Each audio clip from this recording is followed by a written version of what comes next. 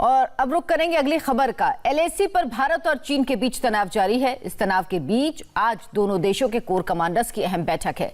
ये बैठक सुबह 9 बजे से शुरू होगी। भारत की तरफ से 14 कोर के commander lieutenant general Harinder Singh और चीन की तरफ से मेजर जनरल लियू लिन इस बैठक में शामिल होंगे। इससे पहले दोनों देशों में 5 बार कोर कमांडर स्तर की बैठक हो चुकी है और आज छठे दौर की बातचीत होगी। ये बातचीत मोल्डी में होगी। सूत्रों के मुताबिक इस बार भारतीय डेलीगेशन में विदेश मंत्रालय का भी एक अधिकारी शामिल होगा। अगर ऐसा होता है तो ये पहली बार होगा जब मिलिट्री कमांडरों की बैठक में विदेश मंत्रालय का कोई अधिकारी मौजूद रहेगा। दोनों देश एलएसी पर तनाव कम करने को लेकर बातचीत कर रहे हैं, लेकिन कोई फैसला नहीं हो पाया। आज की बातचीत भी एलएसी पर डिसएंगेजमेंट कराने के लिए हो रही है। इस बीच एक बड़ी खबर यह भी कि एलएसी पर भारत ने 20 चोटियों पर अपने सैनिक तैनात कर लिए। ये 20 पहाड़ियां रणनीतिक रूप से बेहद अहम हैं। इन पर भारतीय सेना का कब्जा हो जाने के बाद भारत की स्थिति बेहद मजबूत हो गई है।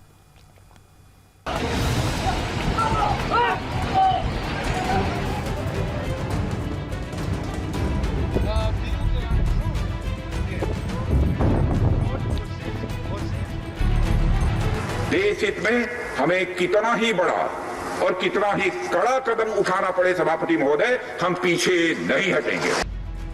भारत का संकल्प है, युद्ध आखिरी विकल्प है, लेकिन इस आखिरी विकल्प से पहले चीन को समझाने की पूरी कोशिश की जा रही है। एक बार नहीं बल्कि कई बार चीन को होश में लाने की कोशिश की जा रही है और बार बार ये क्लियर मैसेज दिया जा रहा है कि चीन अपनी चालबाजियों से बाज आए, क्योंकि ये इंडिया 1962 का इंडिया नहीं बल्कि 2020 का न्यू इंडिया है। आज भी चीन को बातचीत से समझाने की कोशिश की जाएगी। एलएसी पर चीन के इलाके मोल्डो में आज दोनों देशों के कोर कमांडर की बैठक है। कोर कमांडरों की बैठक का ये छठा राउंड है। भारत की तरफ से 14 core commander lieutenant general Harinder Singh और चीन की तरफ से मेजर जनरल लियू लिन शामिल होंगे। खास बात यह है कि मीटिंग में विदेश मंत्रालय का ज्वाइंट सेक्रेटरी लेवल का अफसर भी शामिल हो सकता है। भारतीय सेना के 14 core commander lieutenant general Harinder Singh के द्वारा बिल्कुल साफ कर दिया जाएगा कि 3 फेजेस में डिसएंगेजमेंट प्रोसेस 826 किलोमीटर के लाइन ऑफ एक्चुअल कंट्रोल के फ्रिक्शन पॉइंट पर किया जाए। सबसे इंपॉर्टेंट स्ट्रेटेजिक तौर पर पैंगोंग त्सो का फिंगर 4 से फिंगर 8 का एरिया है। यहाँ पर 3 फेजेस में यानी चाइनीज पीएलए का इस जगह पर करीबन 5000 की संख्या में डिप्लॉयमेंट है। भारतीय सेना के द्वारा 3 फेजेस में इसे पूरी तरीके से डिसएंगेज करने के प्रोसेस के अनुसार कहा जाएगा। पहले फेज में वो अपने जो परमानेंट स्ट्रक्चर करीबन 5 से 10 की संख्या में है, उसके अलावा 50 से 60 जो टेंट हैं उनको हटाए। उसके अलावा वो फिंगर 8 की पोजीशन पर वापस जाए। लॉजिस्टिक और सप्लाई के तौर पर रेचिनला और हुनान कोस्ट पर भारतीय सेना का डोमिनेशन है। इसीलिए चाइनीज पीएलए को खुरनाक फोर्ट की तरफ यानी पैंगोंग त्सो के फिंगर 8 की तरफ, स्पांगूर गैप और दूसरे एरियाज में अब कठिनाई होनी शुरू हो गई है। वजह यह है कि भारतीय सेना के जवानों ने टॉप मोस्ट फीचर्स को डोमिनेट किया हुआ है, जिसकी वजह से चाइनीज पीएलए पूरी तरह से बैकफुट पर है। कोर कमांडर मीटिंग के छठे राउंड के लिए भारत का एजेंडा बिल्कुल साफ है। चीन को फिंगर पॉइंट से बिना देर किए पीछे हटना होगा और अपने सैनिकों से ये कहना होगा कि वो फिर से भारत की जमीन की तरफ आंख उठाकर भी ना देखे। भारत चीन को ये संदेश कई बार दे चुका है। 10 सितंबर को मॉस्को में हुई SCO समिट में भी भारत चीन को 2 टूक कह चुका है। 10 सितंबर को विदेश मंत्री S जयशंकर और चीनी विदेश मंत्री वांग यी के बीच बैठक हुई थी और 5 पॉइंट्स पर सहमति बनी थी। आज की बैठक उन 5 सहमतियों की रोशनी में होगी, जिसमें सीमा से सैनिकों का डिसएंगेजमेंट सबसे बड़ा मुद्दा होगा। चीन बातचीत से मानता है तो ठीक है, नहीं तो भारत ने बॉर्डर पर अपनी पकड़ मजबूत बना ली है। सूत्रों के मुताबिक पेंगोंग लेक की उत्तरी और दक्षिणी छोर की 20 पहाड़ियों पर भारत ने अपना दबदबा कायम कर लिया है। ये 20 पहाड़ियां रणनीतिक रूप से बेहद अहम हैं, जिनमें अगस्त और सितंबर के सिर्फ 14 दिनों में कब्जा किया गया। ये ब्लैक टॉप है, जहां पर तिरंगा लहरा रहा है। उसके बगल में हेलमेट टॉप, यहाँ पर भी इंडियन आर्मी मौजूद है। दोनों के ठीक आगे गुरुंग हिल है, यहाँ पर भी भारतीय सेना तैनात है और ये मगर हिल है, ये भी इंडियन आर्मी के कंट्रोल में है। इसके अलावा रेगिन लॉ, रेजांग लॉ और मोखपरी पर भी भारतीय सेना का अपर हैंड है। ये वो स्ट्रेटेजिक पॉइंट्स हैं जो युद्ध की तकदीर और तस्वीर दोनों तय करेंगे। इन चोटियों से भारतीय सैनिक चीन की हर हरकत पर नजर रख सकते हैं। युद्ध जैसी स्थिति में चीन की सप्लाई लाइन को भी काटा जा सकता है। बताया जाता है कि इन ऊंचाइयों पर पहुंचने में नाकाम होने के बाद ही चीनी सैनिकों ने 7 सितंबर को रेजिंग ला के मुखबरी इलाके में फायरिंग की।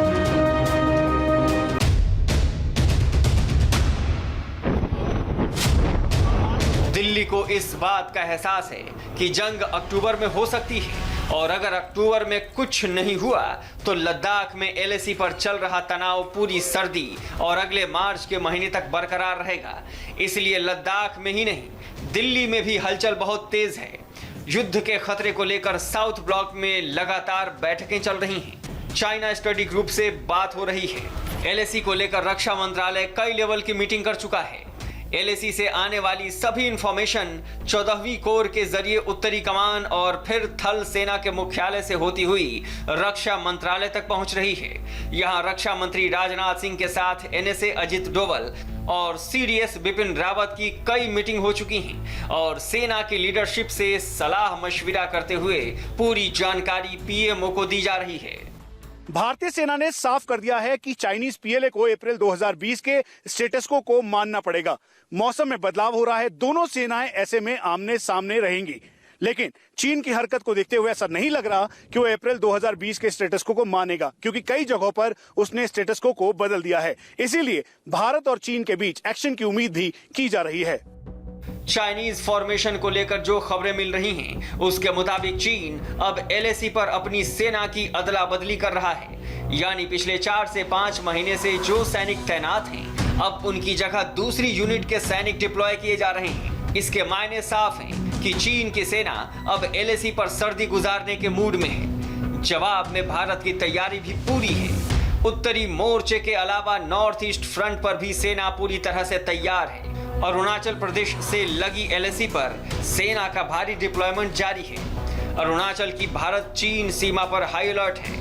अरुणाचल में एलएसी करीब 1080 किलोमीटर तक फैली है। इसमें सबसे ज्यादा संवेदनशील बॉर्डर है तवांग का बुमला। इस वक्त सेला पास से होकर सेना का भारी डिप्लॉयमेंट तवांग में हो रहा है। लद्दाख में जो सिचुएशन है उसके मद्देनजर अरुणाचल प्रदेश की 1080 किलोमीटर भारत चीन सीमा पर लगातार भारत अपनी तैयारियों को पुख्ता कर रहा है और लगातार यहाँ पर डिप्लॉयमेंट हो रहा है। वो हम आपको दिखा रहे हैं किस तरह से हैवी डिप्लॉयमेंट हर जगह हर सीमा पर हो रहा है। इस वक्त हम लोग तवांग की ओर जा रहे हैं। यहाँ पर भारी डिप्लॉयमेंट हो रहा है और इस तवांग के रास्ते ही 1962 में चीनी सेना भारत में घुसी थी। तो इस बॉर्डर को पुख्ता रखना, मुस्तैद रखना बेहद जरूरी है और जो जो कदम उठाए जाने चाहिए वो सभी यहाँ उठाए गए हैं। लेह हो या फिर अरुणाचल, भारतीय जवान मुस्तैदी से चीन का मुकाबला करने के लिए डटे हुए हैं। चीन के पास विकल्प कम है, शायद इसीलिए बातचीत का रास्ता भी खोला गया है।